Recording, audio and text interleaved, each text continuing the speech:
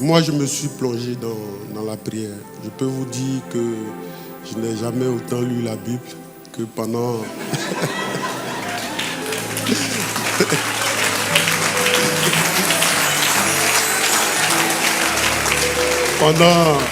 pendant les 3 jours où on devait attendre que le Maroc joue.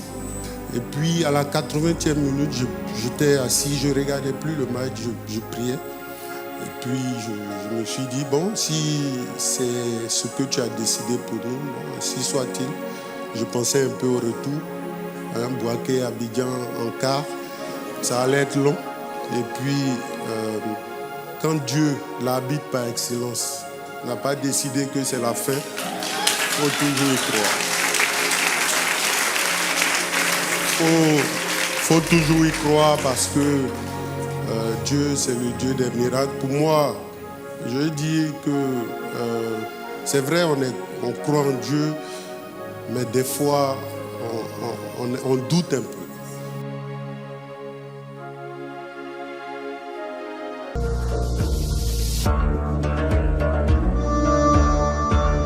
Eh bien, ce matin, je voudrais vraiment, avec toute l'attention, toute votre attention, que nous puissions recevoir un frère. Eh bien, un frère, vous savez que c'est ton frère, mais pour beaucoup de personnes ne savent pas, son épouse, pendant très longtemps, son frère, un fils dans la foi, qui a participé très activement à cette brillante victoire. C'est un homme intelligent, un homme sage, une très belle carrière en tant que footballeur. Aujourd'hui, il est maire et non simplement, il est aussi très actif à la FIF. Donc je voudrais que nous recevions ici notre frère, le bien-aimé, Kalou Bonaventure, pour son témoignage.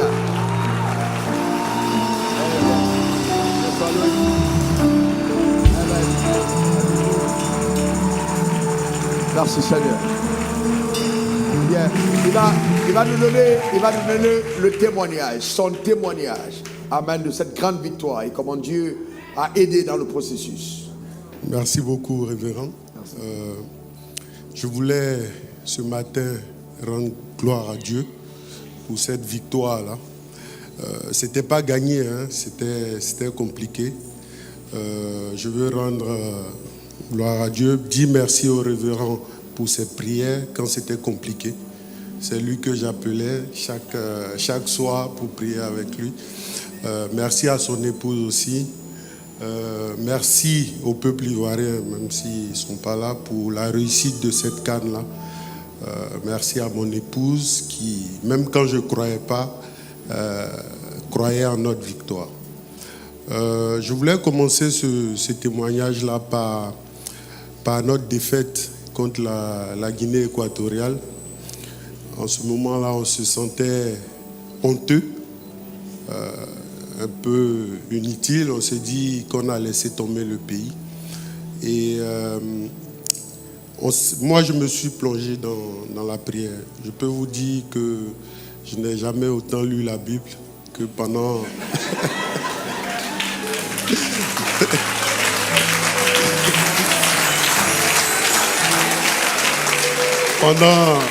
Pendant les 3 jours où on devait attendre que le Maroc joue, vraiment, c'était compliqué parce qu'on n'avait plus notre destin en main. Et en ce moment-là, il faut s'en remettre à Dieu.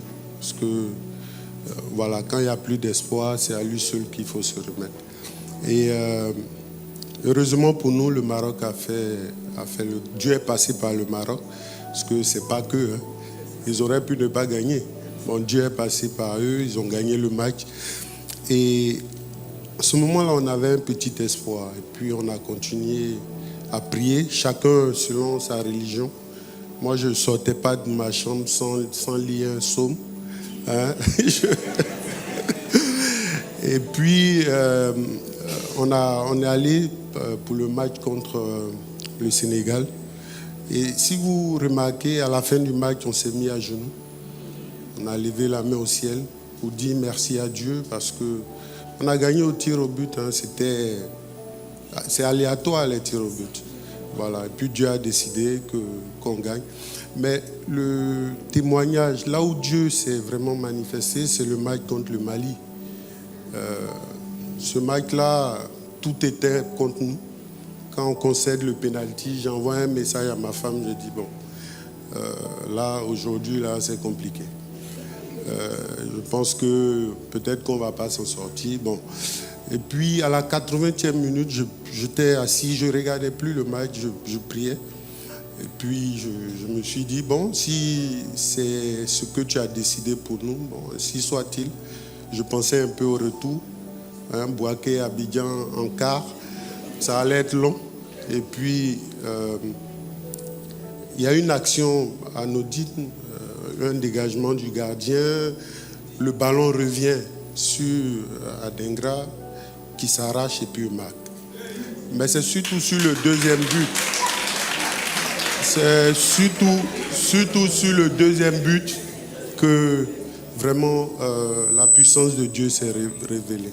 Sur le deuxième but, ça commence par un joueur malien qui met une gifle à Ghislain Conan. Il aurait pu s'arrêter et puis peut-être il restait une minute, il aurait pu s'arrêter. Mais il prend le ballon, il donne le ballon au gardien. Gardien qui dégage et puis je me rappelle encore Alain qui fait une déviation. Diakité prend le ballon, un coup franc pour nous. Sur ce coup franc, normalement le ballon revient sur Seko, on est à la 120e minute. Les joueurs sont fatigués, on a joué à 10. Presque tout le match, on a joué à 10. Donc, il frappe, le ballon revient sur... Ça, vous savez comment ça s'est passé. Mais avant ce but-là, l'arbitre, si vous remarquez, le 4e arbitre avait levé son tableau pour dire qu'il restait 1 minute. Alors, c'est pour vous dire que quand Dieu, l'arbitre par excellence, n'a pas décidé que c'est la fin, il faut toujours y croire.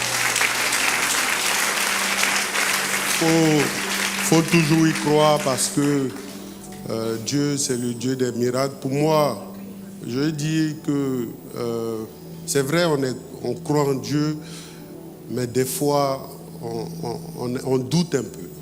Et il ne faut pas douter. Il ne faut pas douter. Quand on croit, il faut croire jusqu'à la fin. Et il y a 3 mots que moi j'ai retenus de cette canne-là. Il y a la foi, il y a la résilience, mais il y a aussi les actions. Quand on croit, il faut être résilient parce que tout ne peut pas toujours aller dans notre sens. Voilà, il faut être résilient, mais il faut continuer à mener des actions parce que Dieu nous a aidés, certes, mais c'est parce qu'on s'est battu. En tout cas, c'est ce témoignage-là que je voulais faire devant vous.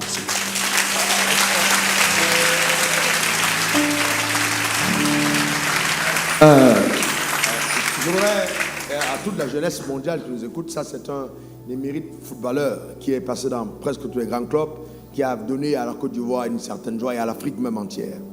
Alors s'il se tourne vers le Dieu véritable, alors qu'il a eu une carrière rayonnante et qu'aujourd'hui il est maire et il est impliqué à la FIFA très activement, vous avez vu vous-même, s'il parle de Dieu, s'il croit en Dieu, s'il invoque Dieu, tu seras vraiment jugé terriblement si tu te tournes vers les fétiches.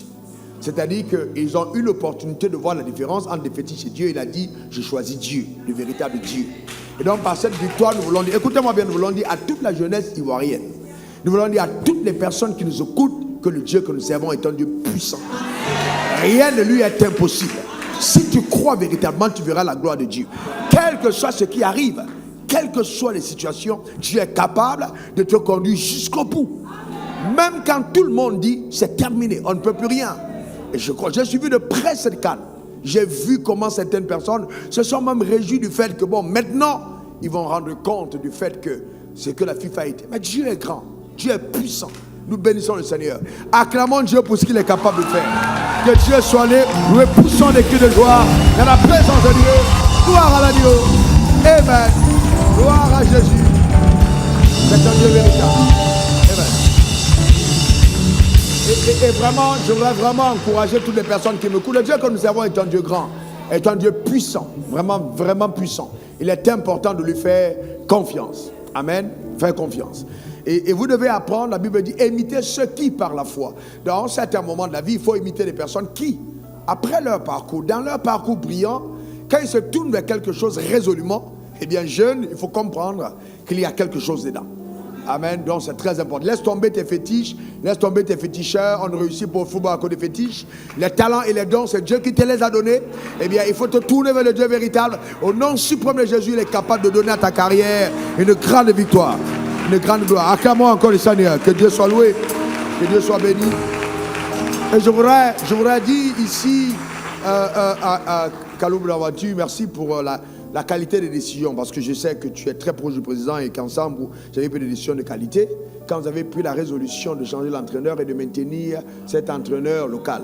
Beaucoup de personnes ne voient pas ça, mais c'était pour moi un témoignage de grand leadership.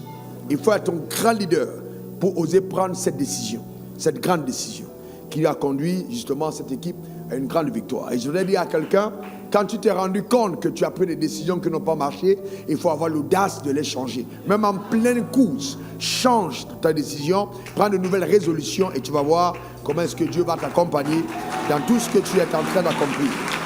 Dieu soit béni. Merci Seigneur. Alléluia.